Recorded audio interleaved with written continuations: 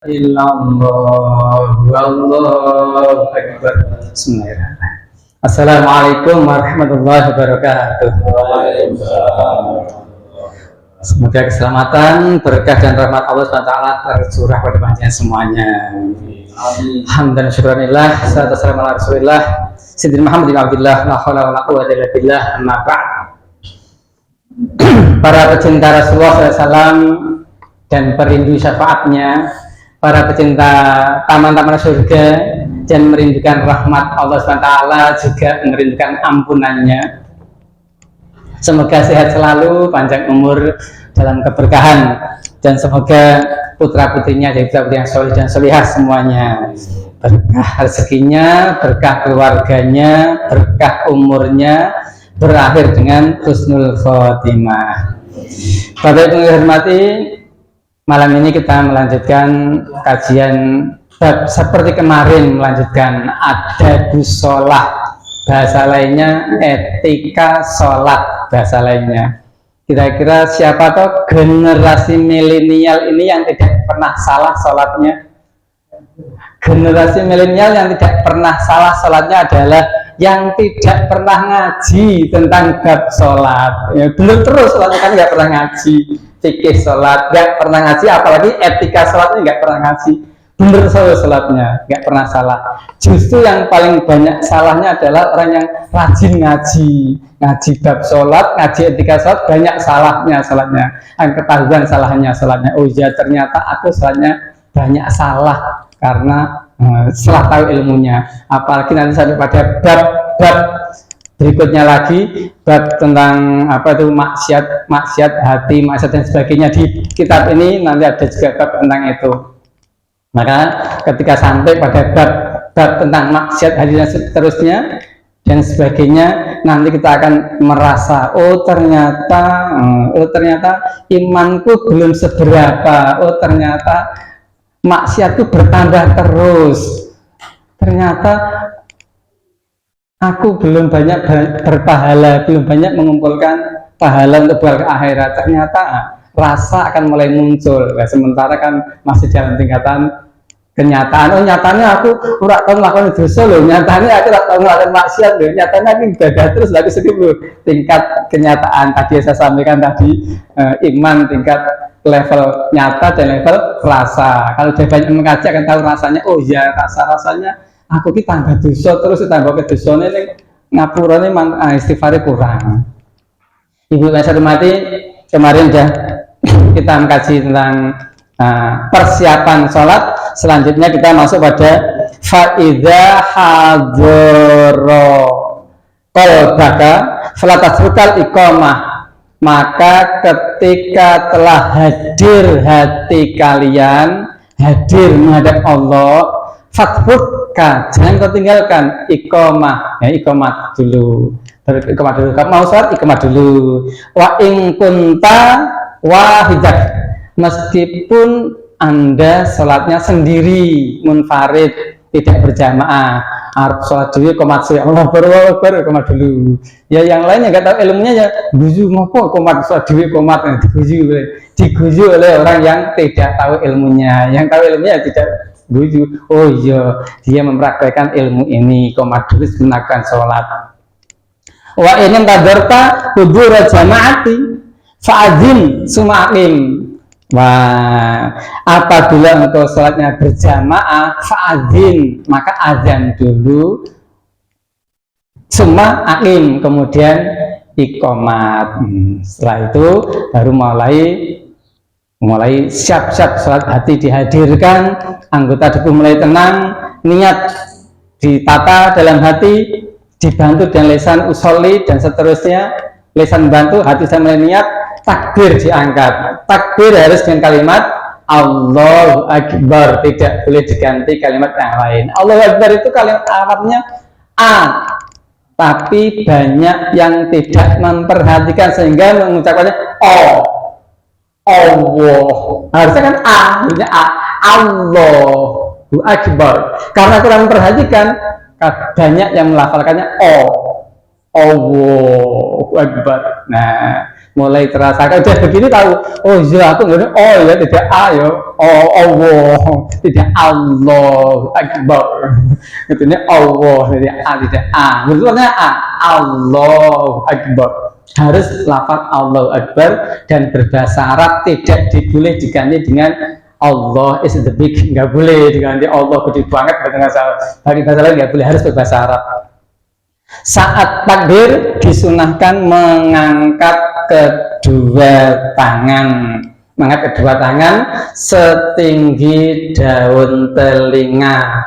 Tangan di sini diartikan telapak tangannya, jari-jarinya ujungnya setinggi daun telinga, bukan pergelangannya yang setinggi daun telinga, bukan. Nah, pergelangannya setinggi daun telinga nanti kan wah ada di atas tinggi ini kayak apa yang takbirnya.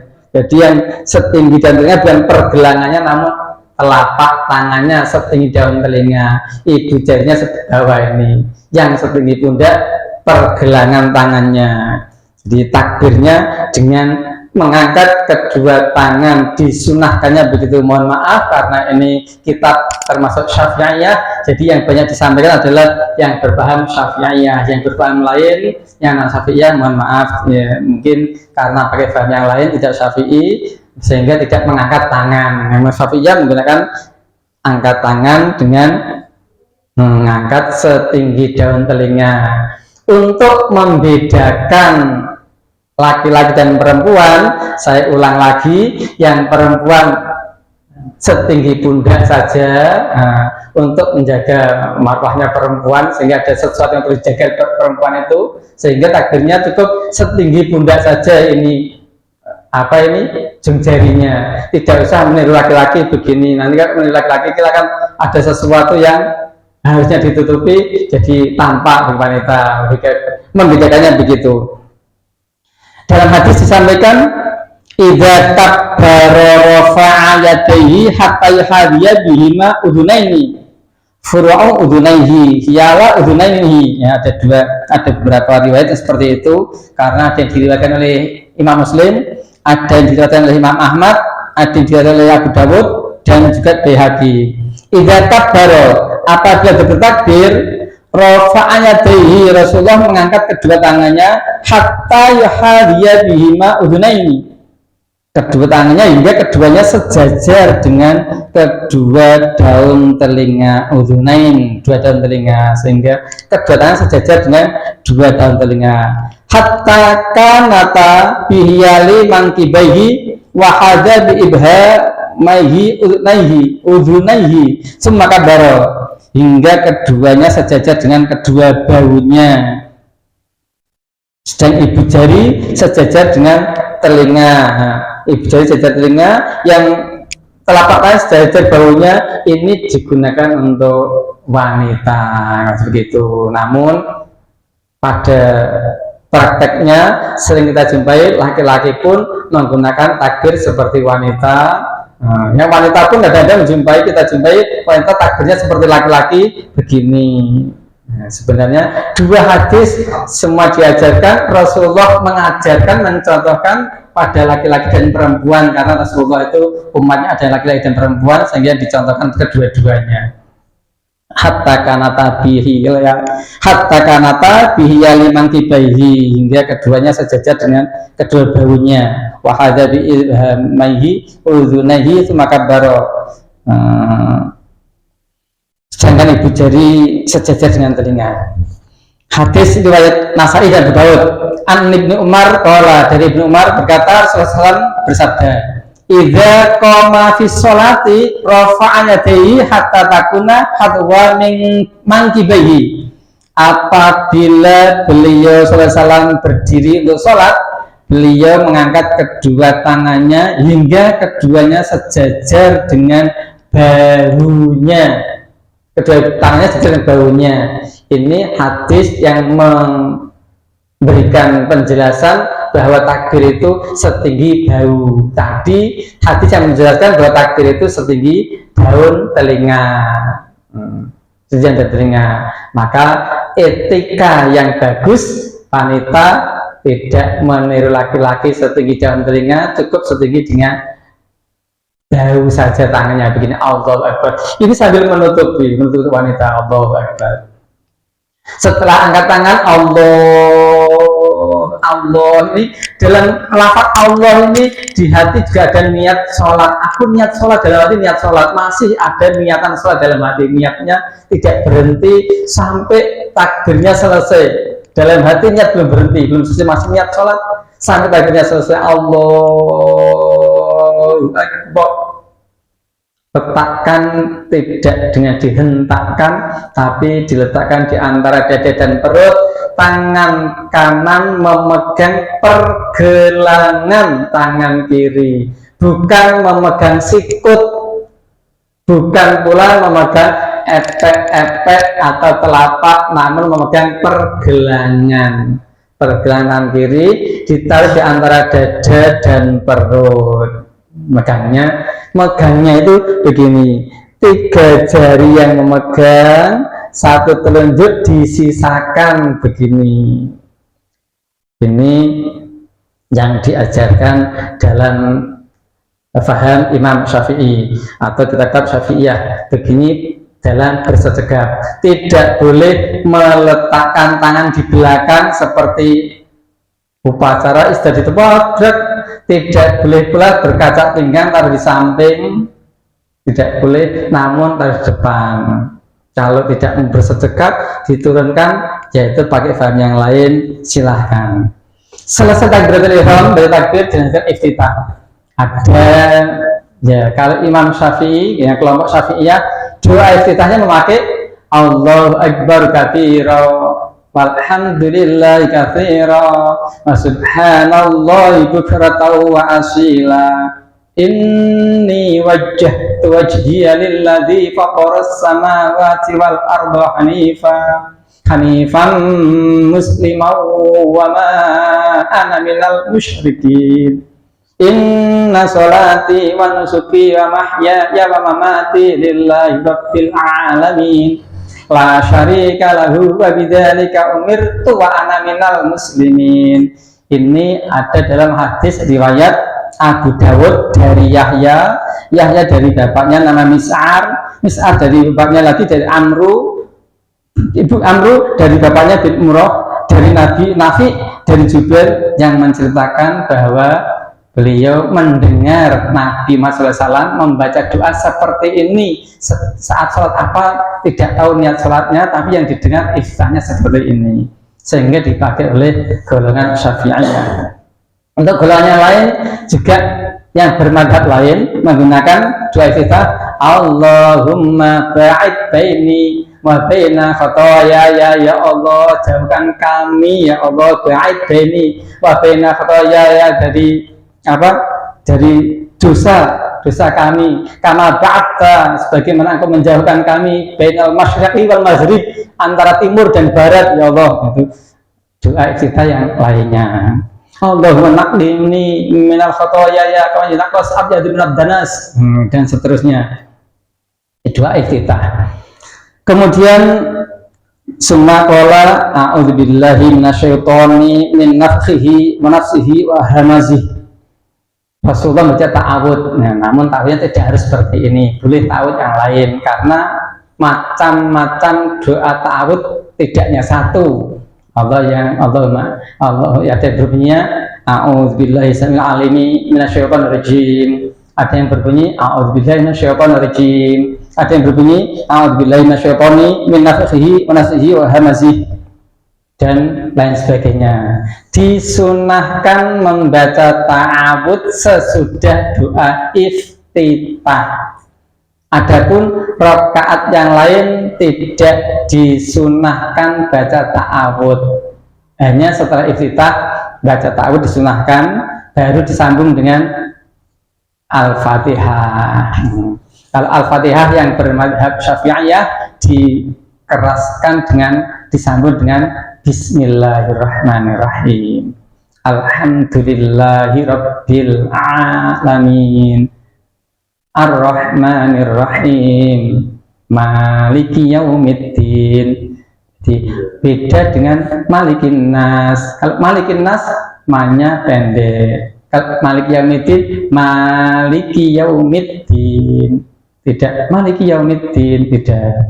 Yang boleh membaca maliki yaumiddin hanya orang yang pernah mempelajari qiraah sab'ah, yang sudah tahu kitabnya, sudah tahu dasarnya. Oh, ini menurut Imam Asim dan menurut Imam Sis ini boleh malnya dibaca maliki yaumiddin, ya kan tahu dasarnya, menurut pendapat siapa tahu. Tapi kan nggak tahu dasarnya, harus membaca panjang seperti pada umumnya maliki yaumiddin, tidak pendek maliki yaumiddin, tidak. Kalau panjenengan kok menjadi makmum mendengar imam itu kiai kok maliki yaumiddin kok mahnya pendek, oh berarti kiai itu sudah paham qiraah sab'ah. Qiraah sab'ah artinya 7 cara baca ayat-ayat Al-Quran yang berbeda caranya, dan mengetahui dasarnya ini pendapat imam siapa. Mestinya imam berpendapat itu pernah mendengar dari Rasulullah SAW memperbolehkan baca seperti itu sesuai di daerah masing-masing, sehingga terjadi qiraah sab'ah yang terkenal di tanah air kita.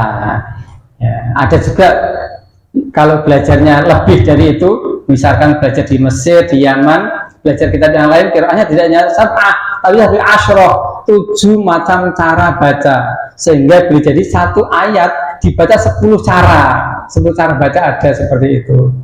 Itu kalau yang sudah cukup waktu dan ilmunya untuk mempelajari qiraah asyroh atau qiraah sab'ah, 7 macam cara baca atau 10 macam cara baca. Bisa jadi satu ayat ada 3 cara baca, satu ayat bisa 7 cara baca, satu ayat bisa 10 cara baca. Itu kalau sudah sampai ilmunya untuk mempelajarinya. Namun karena belum belajar itu, pakai yang standar umumnya, yaitu qiraah biasa. A'udzu billahi minasyaitonir rajim. Bismillahirrahmanirrahim. Alhamdulillahi rabbil alamin. Ada yang mencermati alhamdulillah, min ketemu dal diidharkan. Idhar itu jelas, tidak berdengung, sehingga alhamdulillahi rabbil alamin. Ada yang tidak sampai menjelaskan seperti itu, sehingga alhamdulillahi rabbil alamin. Ar-Rahmanir-Rahim, maliki yaumiddin, iyyaka na'budu wa iyyaka nasta'in, ihdinas siratal mustaqim, siratal ladzina an'amta 'alaihim ghairil maghdubi 'alaihim waladdallin. Dan hati membaca Rabbighfirli wali walidayya walil mu'minina amin. Pada saat imam membaca Fatihah waladdallin, tidak langsung tidak, tapi kasih jeda, kasih jarak seukuran Rabbighfirli wali walidayya walil mu'minina amin, sehingga aminnya bareng dengan imam. Namun kalau panjenengan mendengar imam sampai langsung begitu, tidak ada jedanya, tidak bisa bareng dengan imam melafaz aminnya, karena imam sedang tarik nafas, tadi butuh nafas panjang. Waladdallin, donya kan panjang sampai 6 harokat, 6 gerakan, 6 titik, 6 ketukan, sehingga butuh tarik nafas lagi untuk melafalkan amin, amin. 2 panjang, semua sama panjangnya, tidak yang satu panjang satu pendek, amin, atau dibalik amin, tidak, tapi panjang semuanya, amin. Itu perlu dipelajari di lain kesempatan, karena butuh waktu lama, tidak cukup sependek ini untuk mempelajari Fatihah. Sebaiknya dalam sholat Fatihah dihentikan per ayat seperti tadi yang saya bacakan. Namun itu sebaiknya boleh pula dirangkai. Kalau dirangkai disambung beda lafalnya. Bismillahirrahmanirrahim. Alhamdulillahirabbil alamin. Arrahmanirrahim. Maliki yaumiddin. Iyyaka na'budu wa iyyaka nasta'in. Ihdinas siratal mustaqim. Jadi kalau nyambung kok Ar-Rahman Rahim Maliki Yaumiddin iya kalau tidak istirahat niku mboten pas nyambungi. Nek nyambung berarti harokat terakhir tidak sukun, tetap sesuai harakatnya nyambung dengan ayat berikutnya. Jadi tidak Ar-Rahman Rahim Maliki Yaumiddin iya karena betul nasta'in ihdinas siratal mustaqim siratal ladzina an'amta 'alaihim mboten ngoten. Nek nyambung itu beda harakate Ar-Rahman Rahim Maliki Yaumiddin iya karena betul iya karena nasta'in ihdinas siratal mustaqim siratal ladzina an'amta 'alaihim dan seterusnya. Jadi ada cara membaca sambung dan cara membaca yang waqaf per ayat, berarti per ayat. Jadi tidak asal bunyi. Kalau imam baca itu tahu ilmunya, cara baca Fatihah. Kalau sudah belajar, banyak belajar, baru tahu, oh iya aku akeh salah. Tapi nggak pernah belajar, nggak pernah salah, sholat nggak masalah, bener terus pokoknya. Al-Fatihah. Dan selesai surat Fatihah, disunahkan baca surah pendek, surat pendek. Setelah Fatihah baca surat yang dinamakan surat pendek biasanya. Kalau sholat subuh suratnya yang disunahkan itu pakai surat yang tiwalul mufassal, tawil yang panjang. Panjang itu ya bisa saja wal fajr walayalin asyr. Nggak hafal kepanjangan. Lah, waktu subuh dal baladi, kepanjangan, makmumku nggak tahan. Ya sudah, dicari pendek lagi. Ya lam yakunil ladzina kafaru. Atau ikra bismi rabbikal ladzi khalaq. Nah, yang atau wasyamsi wadduhaha, sabbihisma rabbikal a'la. Begitu, yang lebih panjang dibanding surat atau surah-surah yang dibaca pada salat selain subuh. Untuk salat yang dibaca pada maghrib itu pakai kisorul mufassal, yang kosor, yang pendek-pendek, yang maghrib, yang suratnya pendek-pendek. Tentunya tidak sependek satu ayat atau dua ayat. Lebih dari itulah. Kalau ukuran pendeknya itu ya seukuran makmum cukup membaca Al-Fatihah. Kalau makmum nggak cukup baca Al-Fatihah, berarti imamnya kurang bijaksana. Kalau sekiranya mau baca hanya dua ayat, ya setelah dolin amin ditahan dulu, diem dulu, biar makmum baca Fatihah dulu. Makmum saya baca Fatihah, baru aku pengen baca surat yang pendek saja. Bismillahirrahmanirrahim. Yasin. Wal Qur'anil Hakim. Allahu Akbar. Nah, dua ayat toh. Nah, kalau walau dolin amin langsung Yasin Al-Qur'anil Hakim, Allahu Akbar. Makmum belum selesai baca Fatihahnya, kan kasihan makmum. Makmum harus menyelesaikan Fatihahnya. Harus selesai Fatihahnya makmum. Jadi imam harus bijaksana memberikan kesempatan makmum untuk membaca Fatihah. Ya kalau sekiranya kau tidak berhenti dulu setelah Fatihah imamnya, langsung baca surat, ya sekiranya surat pendek itu seukuran Fatihah yang dibaca oleh makmum. Seukuran Fatihah panjangnya, tidak terlalu pendek seperti tadi yang saya contohkan. Adapun surat zuhur, asar, isya yang 4 rakaat ini pakai ausatun mufassal, ayat atau surat-surat yang sedang ukurannya, yang sedang. Kalau salat subuh saat posisi di pelayaran, sedang berlayar.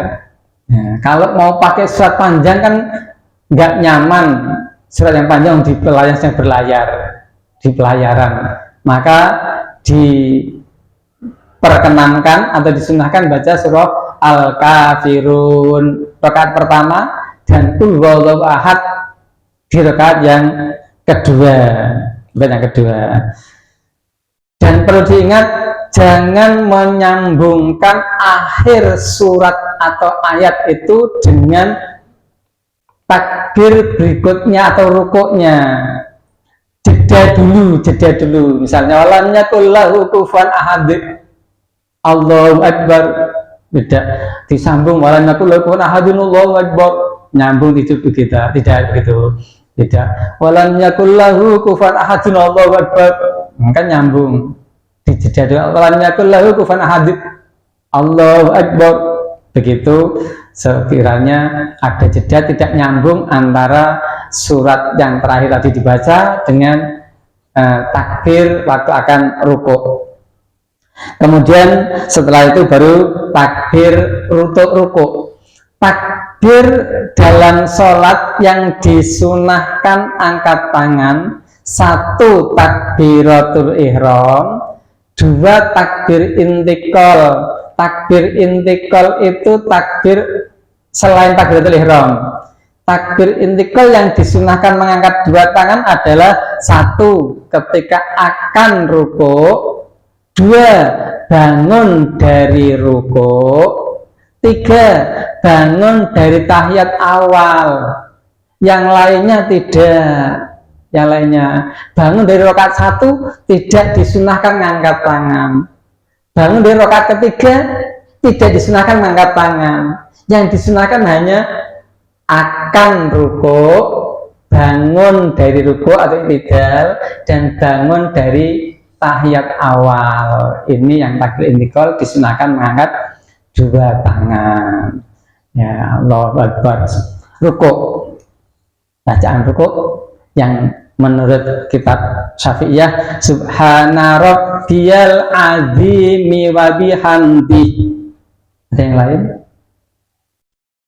Ada yang lain? Ada yang bacanya subhanakallahumma bihamdik.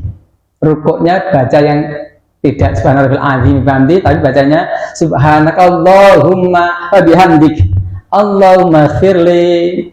Begitu rukuknya ada yang baca seperti itu. Itu pun mestinya mengikuti imam siapa mazhab siapa, mestinya tahu, mestinya mengamalkan itu hendaknya tahu siapa guruku, mengikuti pendapat imam siapa, ya nyambung pada Rasulullah enggak, ya begitu, sehingga tidak asal melakukan, namun sebaiknya tahu. Adapun kajian yang dipelajari ahad pagi panjenengan 4 macam-macam mazhab itu cukup untuk wawasan pengetahuan, tidak untuk digabungkan, dipraktekkan keseluruhan dalam 1 rangkaian ibadah, namun cukup untuk pengetahuan saja, sehingga dalam 1 rangkaian ibadah 1 faham yang dilakukan. Kalau berfaham Hanafi, Hanafi semuanya, berfaham Hambali, Hambali semuanya, berfaham Maliki, Maliki semuanya, berfaham Syafi'i, Syafi'i semuanya, dari 1 rangkaian itu tidak bercampur fahamnya, meskipun semuanya bersumber dari Rasulullah SAW, namun kan dari Rasulullah sampai ke kita itu melalui berbagai pendapat para ulama yang berbeda, karena saat mengikuti kajian bersama Rasulullah, saat memperhatikan Rasulullah, beda-beda waktunya. Kiranya untuk malam ini sampai rukuk dulu saja, adapun i'tidal dan seterusnya dilanjutkan pada lain kesempatan. Mudah-mudahan bermanfaat pada kita semuanya dan mampu kita mengamalkannya. Amin. Kita akhiri dengan doa penutup masjid. Baiklah, bersama-sama. Bismillahirrahmanirrahim. Wal 'asri innal insana lafi khusrin illa alladziina amanu wa 'amilus sholihati wa tawassaw bil haqqi wa tawassaw bis sabr. Subhanakallahumma wa bihamdika asyhadu an la ilaha illa anta astaghfiruka wa atubu ilaik. Assalamualaikum warahmatullahi wabarakatuh.